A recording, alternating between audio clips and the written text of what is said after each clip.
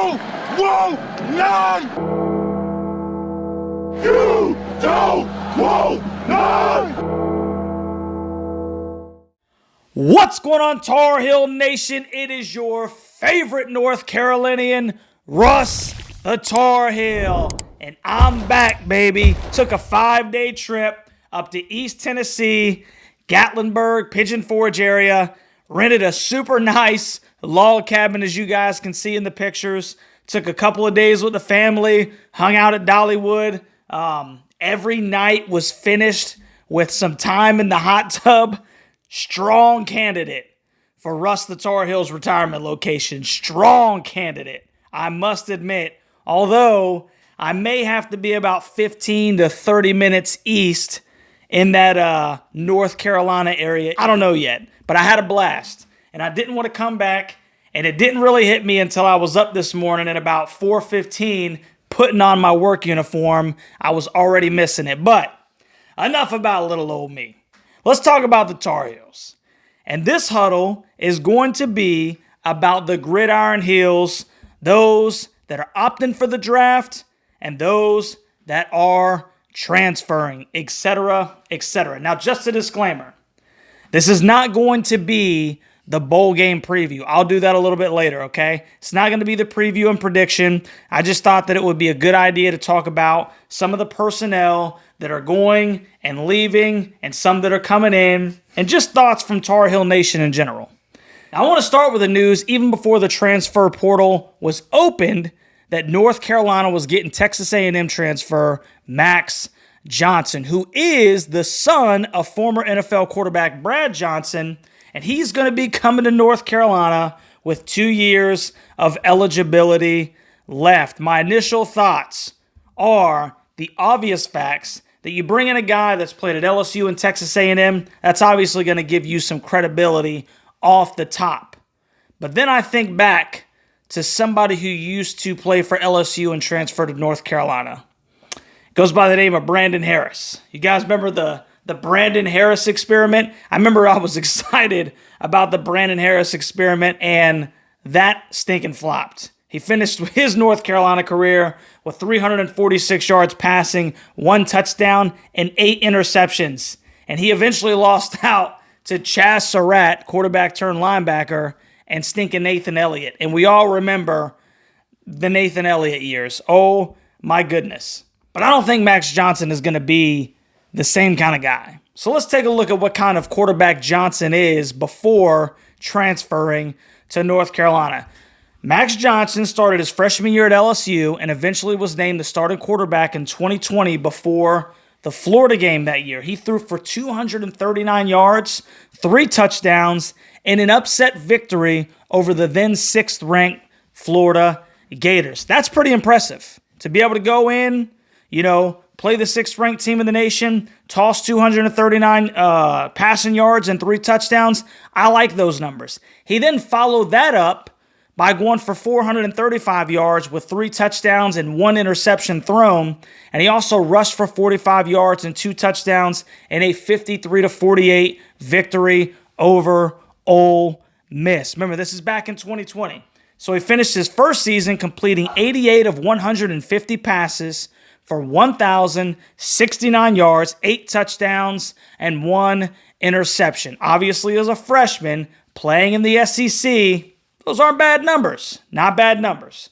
In his sophomore season, he went 225 out of 373 passes for 2,814 passing yards, 27 touchdowns, and 6 interceptions before announcing that he would transfer to A&M. Now, his time at A&M, he appeared in 12 total games in 2 seasons. His most extensive action was when he appeared in 8 games in this past football season, 2023, where he replaced the injured Connor Weigman and threw for 1,452 yards, 9 touchdowns, and 5 interceptions. Johnson went 5-3 this year at A&M, but his 3 losses came to, get this, and this is important, his 3 losses came to at number 10 Ole Miss, at number 19 Tennessee, and number 11 Alabama, who's currently the number 4 seed in the college football playoff. All 3 losses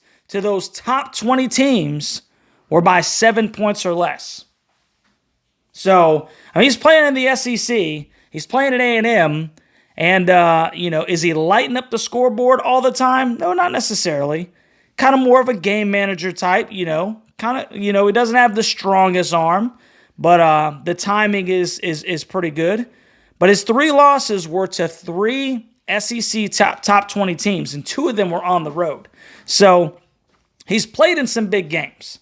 Now, Max Johnson was a really good pickup in my personal opinion, okay? Because one of the reasons is he's not going to cost UNC a ton of NIL money, which will enable them to utilize the limited funds that they do have in the portal for other potential impact players. I think that's huge. So all in all, it's a very, very solid pickup to possibly take over the reins from a departing Drake May.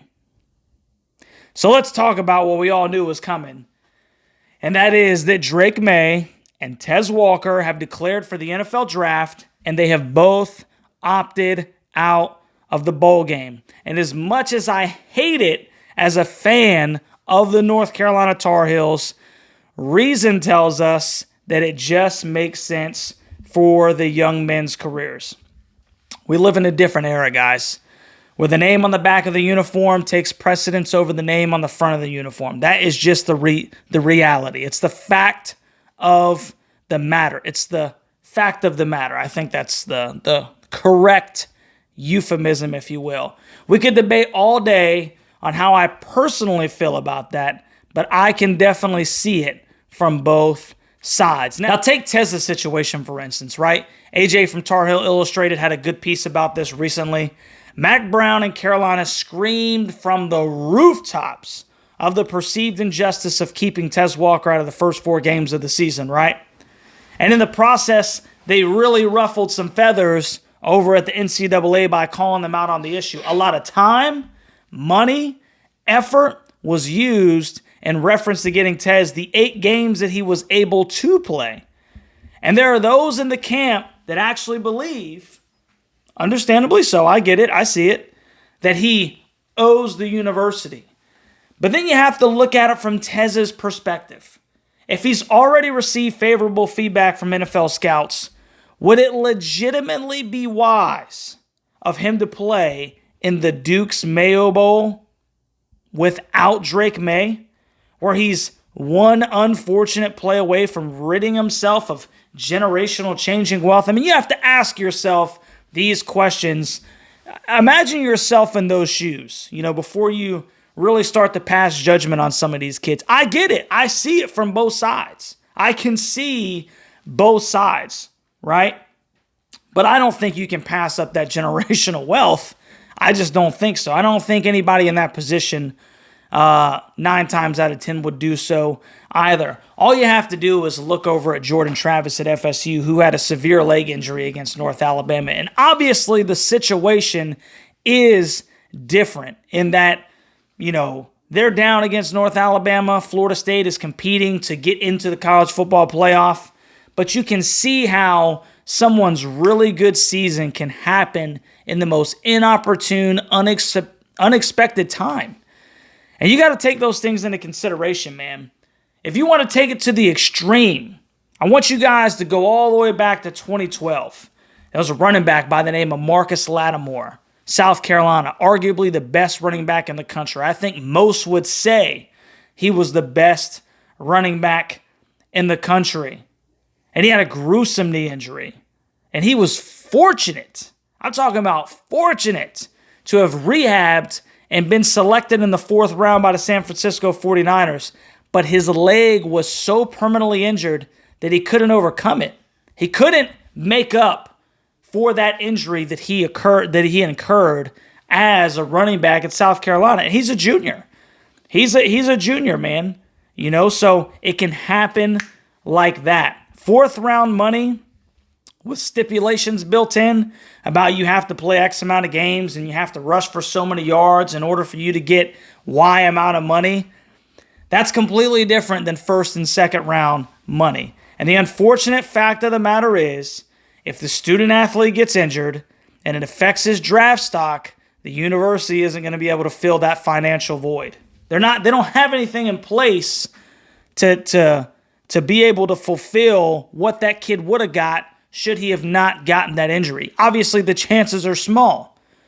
But you look at some of these athletes and the injuries that they've incurred, and unless they got a huge insurance policy in place, which probably costs, an exorbitant amount of money, is it really wise for NFL talent guys to play in meaningless bowl games? So I understand Tez's decision completely, and I respect it. That's just my personal position on that situation. Same for Drake May. Now, Tez finishes his Carolina career with 41 receptions for 699 yards, 17 yards per catch, and 7 touchdowns with a long of 56. And I appreciate his time in Chapel Hill, and I will gladly have my son continue to wear his jersey. I really appreciate the 8 games that Tez gave us, and I just wish him nothing but the best in his future endeavors, man. Now, Drake May. This one is bittersweet. I'm gonna keep it a buck with you, man. And one of the reasons for the bitterness is how it ended. Arguably, the most skilled Carolina quarterback of all time finishes 17-9 as a starter at UNC.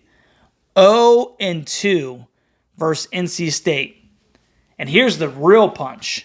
No real marquee wins to his name. That's crazy to think about. 17-9, 0-2 against State. No marquee wins to his name. I think somebody I had seen that he's got 1 W versus a top 25 team. That's crazy. It's crazy to me, man. It's crazy. It just doesn't feel right. And the way that it ended leaves such a sour taste in your mouth, like when something is unfinished. And it will forever be just that, unfinished. What could have been type thinking. There's a sadness with this decision just because I think we all wanted so much for Drake and UNC to work out. For it to be, this Carolina kid take UNC on his shoulders and just, propel them to unknown stinking heights. And every single time we were on the cusp, the walls would inexplicably just come crashing down. I'm super happy for Drizzy, though, man. You got to be happy for the kid.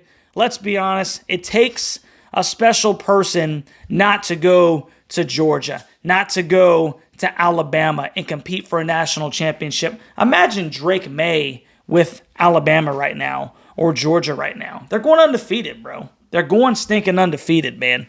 But he decided to stay home. And I respect him for it, man, because not a lot of kids are built that way these days.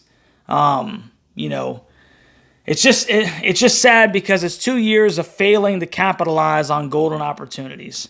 Why would he come back to seemingly duplicate that process? Okay, year 1, year 2, we come back and we just do the same thing. And the way that the season ended, I don't think the coaching staff gave him any incentive despite his loyalty to the university, man. It's a really sad ending, if you ask me. So Drake finishes his Carolina career 8,018 yards passing with 63 touchdowns, 16 interceptions. He additionally rushed for 1,209 yards and 16 touchdowns over the course of his 2 seasons as the starting quarterback. 2 generational quarterbacks. And Carolina is 38-26 in those seasons. Man, when you put those numbers in your face, dude, it stinking hurts so bad. So who else will be missing from the bowl game, that is? All-ACC, linebacker Cedric Gray, center Corey Gaynor, they both will forego the bowl and get ready for the NFL. Now, Miles Murphy is declaring for the NFL draft, but he has decided that he's going to suit up for the bowl game against West Virginia. And he's a guy that honestly could probably gain from putting some more positives on film. It hasn't necessarily been a dominant showing by our defensive tackles in 23. We all know that. Now, John Copenhaver and Brian Nesbitt, they will both miss the game due to injuries, along with Elijah Huzzy. And don't forget, Kamari Morales, he's transferring. So North Carolina, that stacked tight end room that they've had all year, all three of them not going to play in the bowl game. That's pretty crazy, man. I think I saw somewhere that walk-on Deems May is the 4-string tight end. He's going to be the starting tight end against West Virginia in the bowl game. Will Hardy, Zach Rice, both not suiting up due to lower body injuries. Jefferson Boaz and DJ Jones, they're planning to enter the transfer portal, but they did advise that they're going to play in the bowl game. So it looks like Connor Harrell is likely going to be making his first start against West Virginia, and he's going to have Copenhaver and Nesbitt. They're both going to be on the bench. They're not playing, and Morales is obviously entering the transfer portal like I talked about. So he's going to be severely hamstrung with limited guys to target outside of the wide receiver room. Obviously, even with Tez leaving, we got a deep wide receiver room. And some of these young kids, you believe that they can play, so we should be okay there. But with him not having any tight ends to check down to, that could prove to be detrimental, man. It'll be interesting to see how Connor plays in the bowl game. This is his opportunity. It is his opportunity to show why he deserves the job. He gets a one-game tryout, if you will, before Max Johnson gets here. And that's unfortunately what these bowl games have become. You have the spring game where you get a lot of second and third team guys burn. You like to see what they can bring to the table. Well, now you have a bowl game at the end of the season to see what you have going into the next year. And it's unfortunate, and one of the reasons why I think with the expansion of the 12-team playoff, we just need to get rid of bowls altogether. No one cares anymore. Half-empty stadiums with depleted rosters. It just makes for bad football. It really does, man. It's like a worse version of the spring game. But we're playing the game, so you know your boy's going to be hyped for it. I got to pull for the hills, man. So let me know what you think down in the comment section, Tar Heel Nation. Should players opt out of the bowl game to protect their own interests? Or should there be a loyalty to the name on the front of your jersey? Should you want to play in that game despite what it could cost you on the back end? I'm genuinely interested in what Carolina fans' perspective is on the players' decision to play or not to play, and what y'all think about bowl season in 2023 or in general. Are you excited about it? No? Yes? Let me know down in the comment section. If you haven't already, like, share, subscribe to the channel. Consider becoming a member of the Huddle Hooligans as a means of helping support the channel. A huge shout out as always, to my fellow hooligans for your continued support. Man, I love you guys. It's good to be back. I love you, Tar Heel Nation, and we will catch you on the next one, baby.